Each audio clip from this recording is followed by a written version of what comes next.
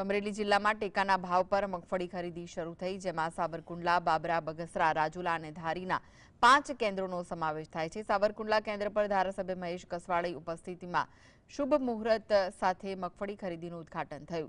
ખેડૂતોએ ગુજકો માસોલ ડાયરેક્ટર દીપક માલાણી અને જિલ્લા ખેતીવાડી અધિકારી જે.કે. કાનાણીને પણ સમસ્યાઓ રજૂ કરી।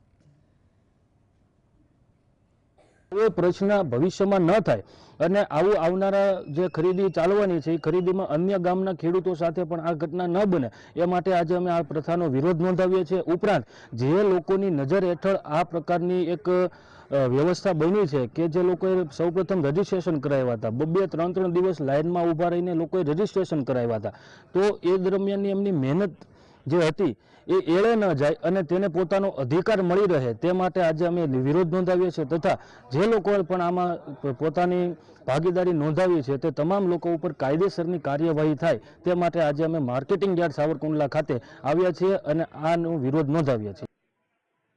કેટલીક ટેકનિકલ ખામીઓને કારણે, ટેકનિકલ એટલે કે નેટની ખામીને કારણે કેટલીક નાના મોટી વિસંગતતાઓ ક્યાંક હશે। ખેડૂતોને એક દિવસ મોડો મેસેજ આપવાના ક્યાંક ને ક્યાંક આવા બનાવો બનશે, પણ એટલી વાત ચોક્કસ છે, હું સરકારના પ્રતિનિધિ નહીં પણ પ્રજાના પ્રતિનિધિ તરીકે ચોક્કસ ખેડૂતોને એશ્યોર કરું છું કે એક પણ ખેડૂત જેમણે નોંધાવેલી છે મગફળી એનો એક પણનો વારો નહીં આવે એવું ક્યારેય બની શકશે નહીં ને એની નૈતિક જવાબદારી પણ અમારી છે।